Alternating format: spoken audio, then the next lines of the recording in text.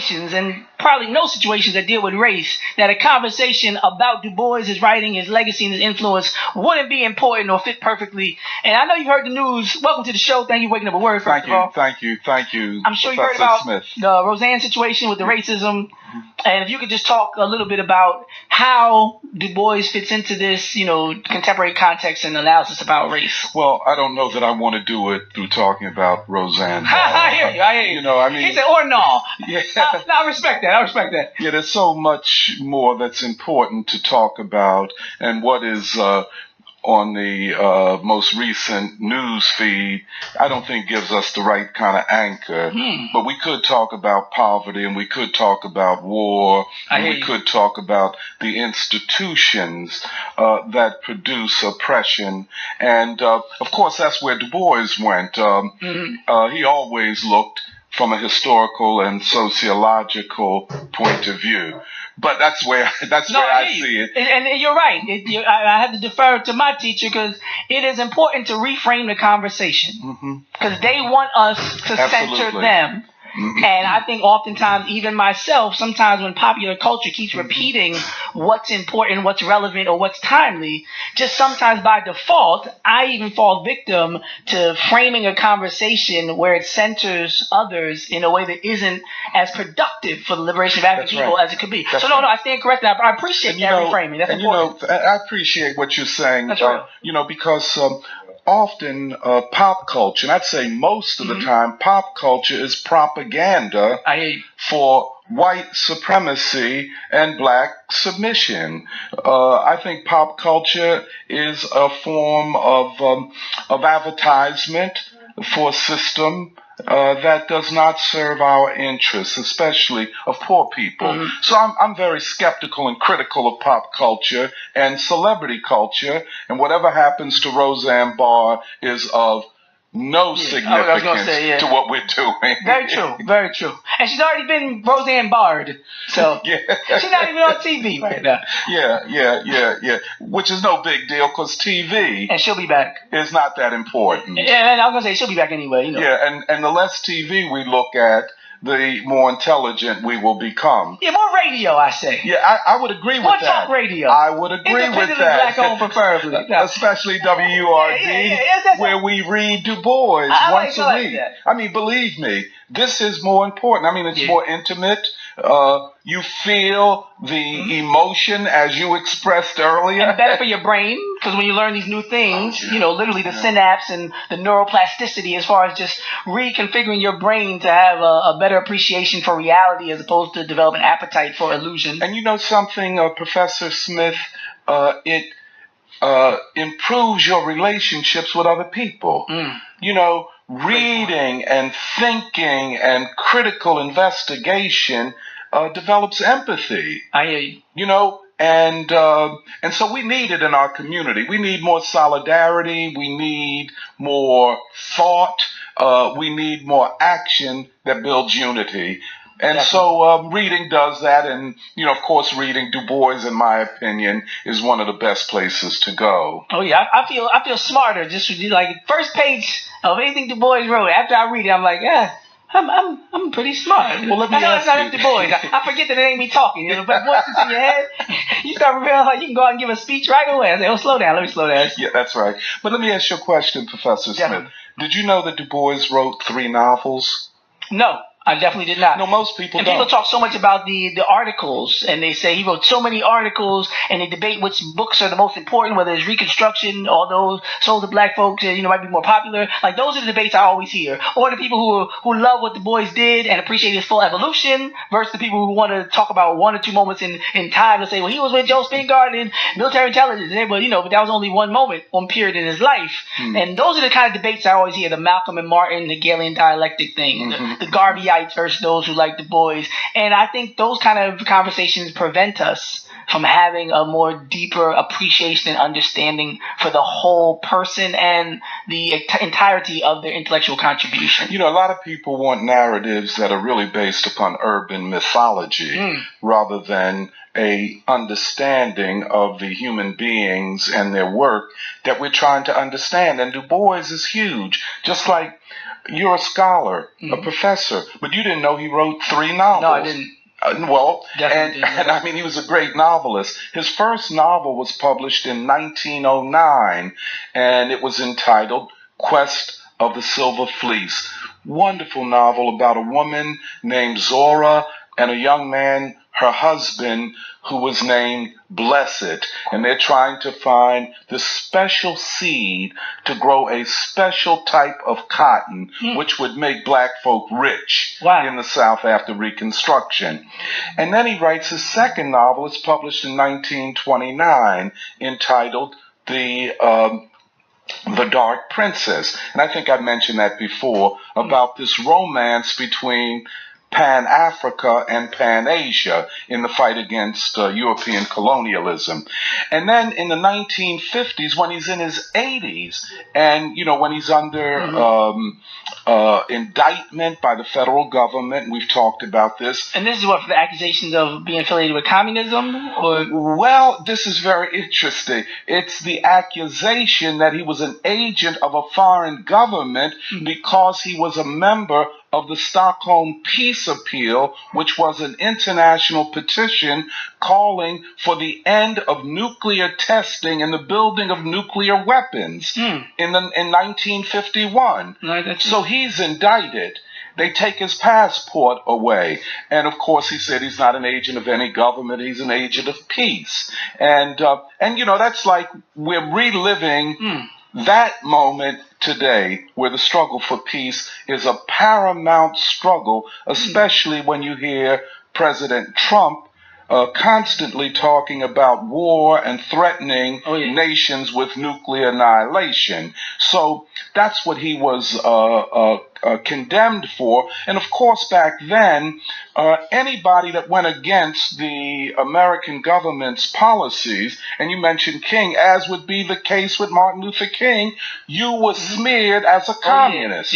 And, you know, Du Bois made this famous statement. He said, well, blessed are the peacemakers, for they shall be called communist. Is that praise for the communists or condemnation for the peacemakers? You know, a very ironic statement which got to the heart of the idiocy of those who would equate peace with being unpatriotic or being against the American government. Now, during this period... or kneeling during the national anthem, right? Yes, very interesting. Very interesting. The struggle continues. I hear you. And I wish the NFL, the black NFL players and their white allies, I wish them a lot of success going forward. It's going to be a hell of a struggle. But during this time, Du Bois continued writing and publishing and speaking. But then he wrote another novel, which has 3 books to it. And that novel is called The Black Flame Trilogy. And it's about a man named Manuel Mansart. And Manuel Mansart was born in South Carolina. And on the day that he is born, his father is lynched. And he and his mother moved to Georgia, where he grows up and he is educated and he becomes a college professor and ultimately the president of a college in Georgia called Georgia State University in Macon, Georgia. And that, you know, kind of gets into Du Bois's whole concern with the education of black folk. He was one who believed that education, especially the proper education of black people, was essential to black progress. But I'm going to read from the 3rd book whenever we have time. We'll take a quick break and come right back and get right into the text. We're talking with Dr. Anthony Montero, celebrating the Year of Du Bois, 150th anniversary. I am Aaron Smith, the rapping professor. She is Kawesa, the super producer. Put some respect on her name. He is Jay Scott with 2 T's. Now, you see how just talking about Du Bois, it just brings an air of intellectualism into the room and through the airwaves. So we definitely appreciate this segment, and we appreciate you for waking up with words, y'all. This portion of the show is brought to you by Tri-State Creations. Tri-State Creations will do everything in the home, and you pay a little bit each month. It's the best call you'll ever make. Call Tri-State Creations, 1-888-990-8886. The 11th Annual Park West Festival at Park West Town Center is Saturday, June 2nd. WURD Radio is seeking volunteers that are able to lift up to 15 pounds for setup and breakdown. If you're interested in volunteering with the WURD family and being a part of this fun family event, give us a call at 215-425-7875. We'll see you June 2nd. The Kimmel Center presents The Planets, an HD Odyssey featuring the Jazz Orchestra of Philadelphia as part of the 2018 Philadelphia International Festival of the Arts. The evening will feature a modern musical space exploration through a stunning cinematic visual canvas, featuring spectacular images from NASA, as the Jazz Orchestra of Philadelphia, under the direction of Terrell Stafford, performs this world premiere arrangement. Journey to Mars, Mercury, and Saturn, with a live jazz soundtrack. One performance only, Friday, June 8th. Tickets and additional information at kimmelcenter.org/PIFA. You're listening to Wake Up with WURD on WURD Radio, 96.1 FM and 900 AM WURD, Independent Black Media. Independent Black Media, 900 AM WURD and 96.1 FM at WURDradio.com. Make sure you listen live and log on. If you don't have that app, you know where to go. Download an app like you know. Right now we're talking with Dr. Anthony Montero, and he is on the show to talk about the year in Du Bois, the 150th anniversary. That's 150, in case you didn't know. No, I'm just playing. But we're having a great conversation about how important and how the lasting legacy of Du Bois continues to resonate in conversations about race and racial progress and anti-militarism and anti-capitalism as well. So you can go ahead and introduce this piece and let them know what you're reading. Yeah, this is book 3, and the character that Du Bois invents is a man by the name who he calls the Dark Dane, who is from St. Croix, Virgin Islands. And this from one of Du Bois's 3 novels. Yes. This is the 3rd book of the 3rd novel. Got you. And so the Dark Dane, who was at this conference held at Georgia State College, which is now headed by Manuel Mansurat. And so the Dark Dane says, the West Indies once were on the way to becoming highways of modern Europe to China and India. Beautiful beyond dream, with perfect climate, mountain, song, and sea, they began to reflect European civilization in microcosm. Here, culture, reborn in the Renaissance, lurched upward to new realization of a new world, new vegetation, free gold, and such meeting of souls as once island Greece had known. Here, poverty, the scourge of man, was to be conquered and eternal life achieved. Over these fortunate isles out of Atlantis, the best of men started towards fabulous Asia, mother of human culture. But into this paradise, the serpent of greed entered, and instead of an Eden for its own dark people and their European guests, arose hell for the Indian in blind effort to build a white heaven. But they made a mistake. They looked back. They turned back to Africa, the first of continents, so as to enslave its flesh and blood. They tried to forget Africa's past, malign its present, and make its future a tale for beasts. To this they had to blaspheme religion and lie to truth. The result was disaster, enslaved revolt, human hate, and degradation. All this brought revolution to Haiti, North America, and France, and then came that revolution in industry which engulfed the modern world. This vast and fatal change in ways of making wealth and giving human service became more than successful in production, but tragic in the way its results were divided among men. Not new culture in the dark West Indies, nor reborn civilization in China, brown India, or black Africa became heirs of the new earth. But all these were forced to be sick, stupid, hungry, victims of great white Europe who tried to inherit the earth. The world advance was twisted in Europe. Asia struggled and Africa shrieked until World War brought promise of utter disappearance of civilization. And then Du Bois writes, thus the dark Dane spoke while Manuel Mansard listened in much astonishment and doubt and a little agreement. He ventured at last to question, and this is Mansard, but what is happening in the West Indies? I cannot understand. I hear of undreamed of beauty in all these scattered islands. I hear of music and laughter, and yet too unease, sickness, unhappiness, and the almost universal belief that real life and steady progress lie quite beyond these happy isles. Above all, the people. There is no people, or there are people of every sort, kind, and hue, and yet the bond between is so fragile and thin. They dislike each other so cordially. But then the Dark Dane says this, and this is very interesting, because the Dark Dane says that tourism to the West Indies had been a terrible catastrophe for the people of the West Indies. The Dark Dane says, the chromium finish in Puerto Rico, in Cuba, San Domingo, and Haiti, the cars and beaches, the dining, dancing, and yachting, the shops and jewels. No, the West Indies should be a center of a new and better world culture, arising from and around and for their 10 million colored folk, and for such other human beings who wish to share their destiny as equal citizens and human companions. Impossible? Oh no, I've thought it all out.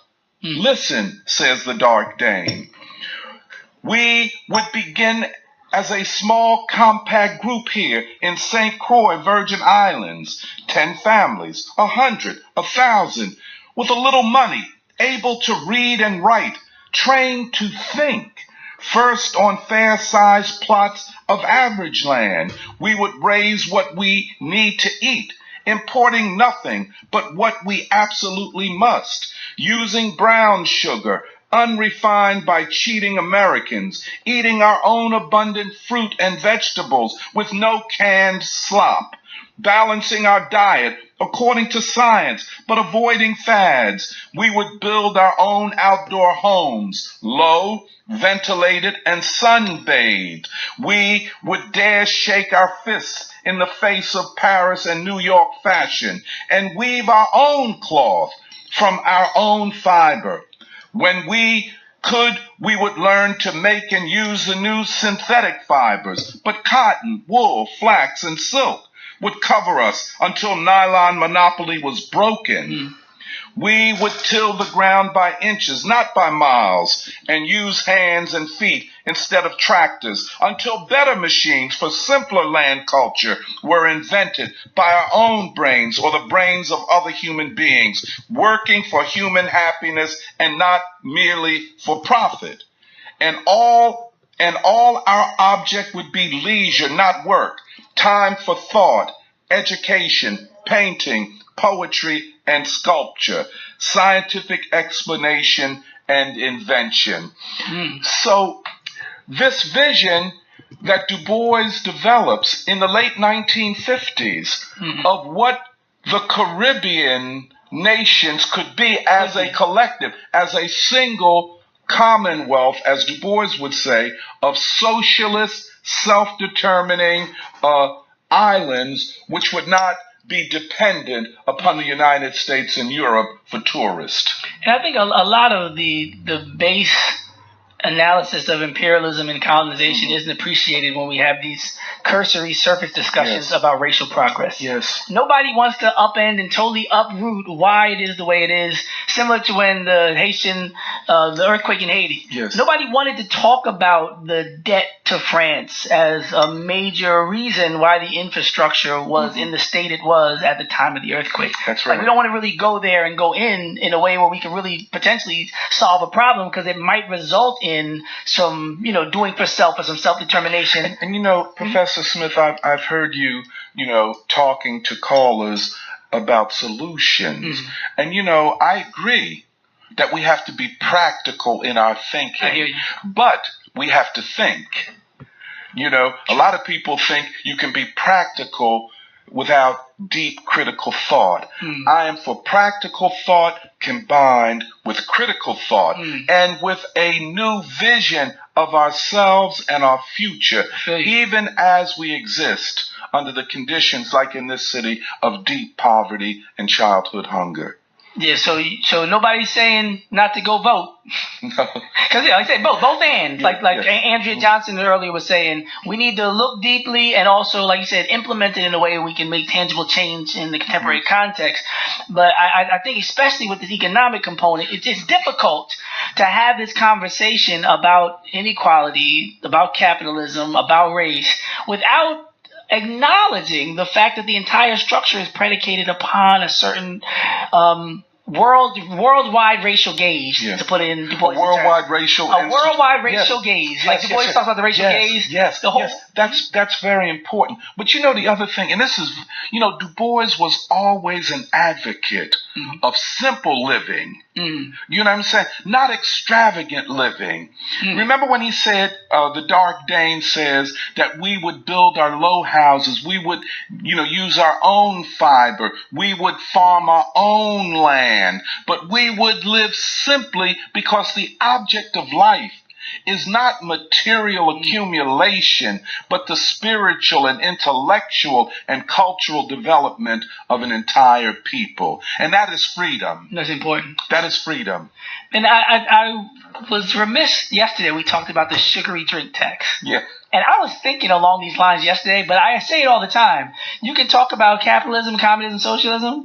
You can talk about religion, but don't talk about what people eat. When it comes to our people, I know for a fact, I'm talking about a lot of topics. The most dangerous thing I can say when I go home for especially Thanksgiving is to talk about what somebody has on their plate. Now, if you want to get kicked out or uninvited.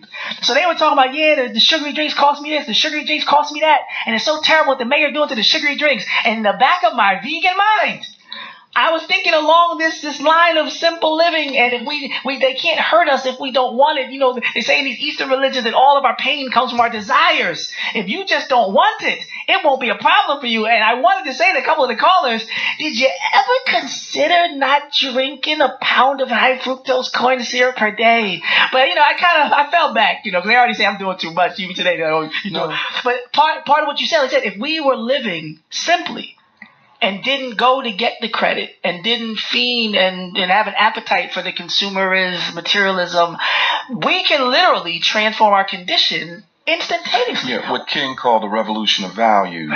What Du Bois and other places call the communism of the spirit.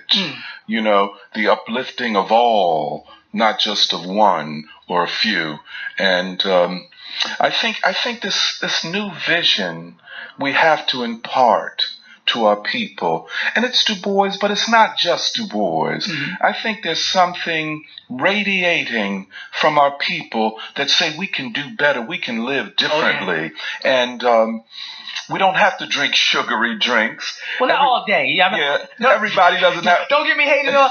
I don't want you to be in moderation. Somebody got to drink right there in their mouth like, oh, look at them hating again. I'm not, but yeah. Well, I would say this, even if you drink them, don't have your children drinking them. I'm glad you said it. I talked about that yesterday too. I said when the preacher brings somebody to talk about tithing, he bring a guest in. So we have a guest, Anthony Montero. Dr. Anthony Montero's here. He told y'all, you know, which I agree with, you know, that maybe, you know, if you drinking it, maybe, you know, let the child develop their teeth first.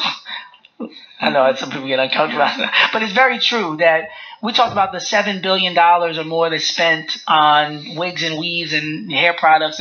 There's various things that, and I'm not just getting on you ladies. I'm sure that we sleeping outside for $500 sneakers and we got grown men playing video games 8 hours a day. I understand this is not a gender specific thing, but we as African people with our spending power, if we just change the patterns of that spending power, even if we bought the same things from one another, right, it would have a revolutionary impact on a lot culturally, economically, and if you're talking about religious institutions, spiritually, like we can just spend with each other and transform the things. When you talk about that communism of the spirit and this simple living, I think that is one of the steps that we can control without anybody's approval, support, or promotion. And you know, Professor Smith, a lot of what we desire is implanted in us by advertising. You know, if you look, let's say you look at one of the NBA final games, it's on for 3 hours, and probably an hour of that time are commercials, which are shaping your desires and embedding them deep within your unconscious mind. And what Du Bois is saying is that education, and this is where he talked about black leadership. You might know he started in 1903, I should say, with the idea of a talented tenth. The most privileged were responsible to give the most back to the people. But then he said the talented tenth had become consumed by universal selfishness, and still are. He then Elijah Muhammad could have told him that was going to happen. Yeah. At 10%. But then he said in 1948, blacks must lead themselves. They can't look outside of themselves for leadership. But then he talked about a guiding 100th. 1 in 100, highly educated, not only in the head, but in the heart, in the spirit, committed to and love for the people, who would set an example and say to our people, you know, certain things are injurious to us. Yes. Too much television is worse than, you could say dope. Wow. Yeah. You know, it does things to the soul. It creates unnecessary desires and material wants that go against our whole aspiration to be free. And what Du Bois is saying, of course, to the Black Dane, the Dark Dane, is that we're not going to get free under the system of capitalism. Now, we need to keep this conversation going, so we need to make sure that you are tuned in live to WURD all day. And later on today, we're going to do a live broadcast from the African American Museum. Doors are going to open at 5 p.m. We're going to have this event from 5:30 up until 7:30. Being While Black Community Discussion on History, Healing, and Empowerment event.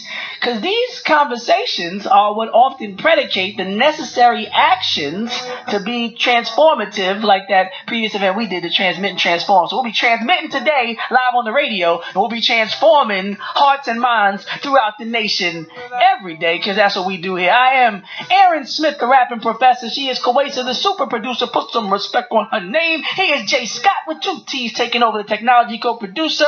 We spoke just now with Dr. Anthony Montero. This year with the boys, we celebrating, and every day we celebrating consciousness, righteousness, peace, love, and prosperity, as one of my regular callers like to say. We just want to let y'all know that when you decide to make it good, it'll be a lovely day. And we have decided that we are going to get together today in peace and in love and solution-based. Being While Black, unless you Sammy Sosa, and you're going to look like a bottle of Pepto-Bismol. But, no, let me stop. Y'all take care. Keep it locked to WURD. Have a lovely day, y'all. Being While Black. Doors open at 5. Listen live. Take care. Seemed impossible to be. This portion of the show is brought